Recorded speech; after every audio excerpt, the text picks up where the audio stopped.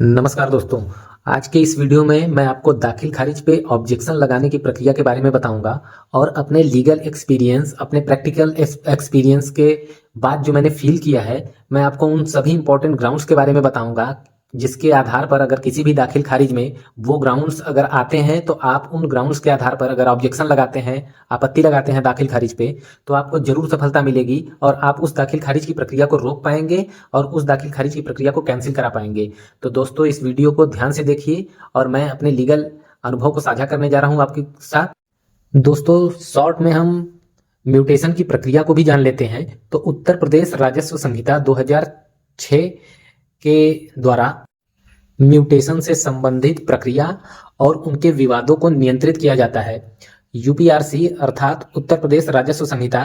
की धारा 34 से 36 के तहत दाखिल खारिज की प्रक्रिया विनियमित होती है, जिसमें कोई भी हितधारक प्रक्रिया के दौरान या उसके तुरंत बाद आपत्ति दर्ज कर सकता है। यह आपत्ति तहसीलदार या संबंधित राजस्व अधिकारी के समक्ष लिखित आवेदन के माध्यम से दर्ज किया जाता है और आपत्ति के निपटारे के लिए सुनवाई होती है। और यदि आपत्ति वैध पाई जाती है तो दाखिल खारिज रद्द किया जाता है या उसको संशोधित किया जाता है। आपत्ति लगाने के प्रमुख ग्राउंड्स जो मैं आपको यहाँ बताने वाला हूँ, जिनके आधार पर आप किसी आपत्ति में ऑब्जेक्शन लगा सकते हैं, उसको हम एक एक करके देखते हैं।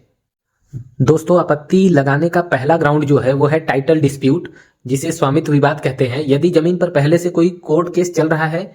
या पूर्व मालिक का दावा है तो इस आधार पर हम दाखिल खारिज में आपत्ति लगा सकते हैं। उदाहरण के लिए मान लीजिए कि राम ने श्याम से जमीन खरीदी और रजिस्ट्री करा ली, लेकिन श्याम के भाई ने दावा किया कि जमीन संयुक्त परिवार की है और बिना उसकी सहमति के बिक्री अवैध है। तो भाई तहसील में पुराने पार्टीशन दस्तावेज दिखाकर आपत्ति लगाता है। इससे दाखिल खारिज रुक जाता है और तहसीलदार सुनवाई के बाद फैसला लेता है। यदि आपत्ति सही पाई जाती है दोस्तों, तो म्यूटेशन की प्रक्रिया को रद्द करना पड़ता है या तो उसको संशोधित करना पड़ता है। तो टाइटल डिस्प्यूट एक बहुत ही इंपॉर्टेंट ग्राउंड है जिसके आधार पर हम दाखिल खारिज प्रक्रिया को रोक सकते हैं। इसके अलावा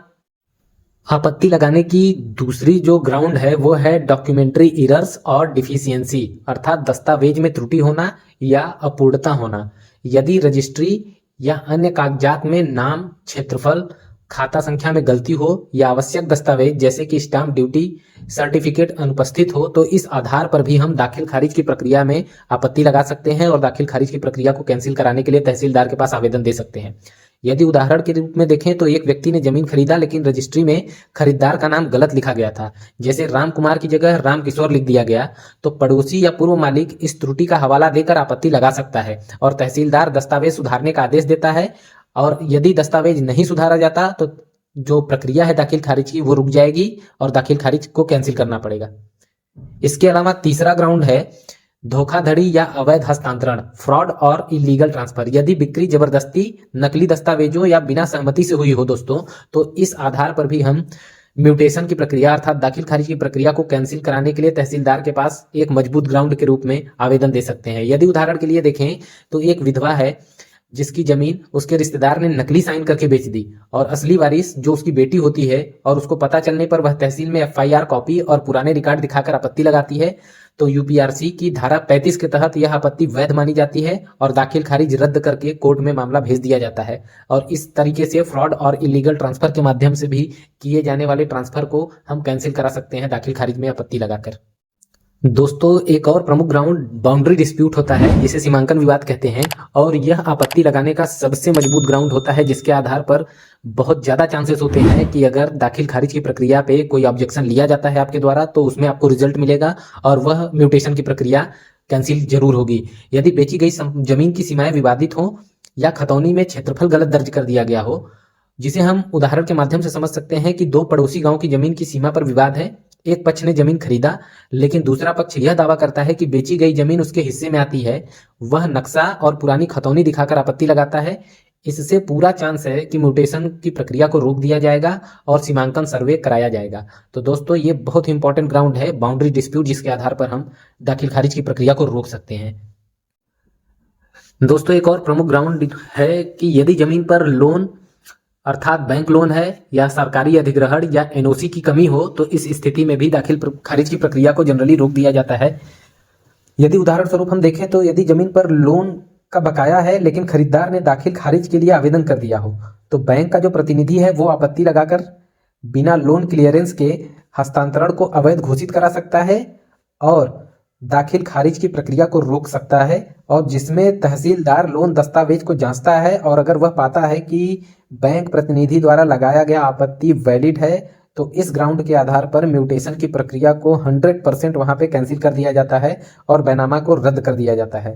तो इस तरीके से दोस्तों हमने बहुत ही इंपॉर्टेंट ग्राउंड्स देखे हैं जिनके आधार पर आपत्ति लगाई जाती है म्यूटेशन की प्रक्रिया पर। दोस्तों शॉर्ट में हम आखिरी में वीडियो के इस दाखिल खारिज पे आपत्ति लगाने की जो प्रक्रिया है उसको भी देख लेते हैं कि जनरली जो होता है कि दाखिल खारिज की प्रक्रिया को तहसीलदार के न्यायालय में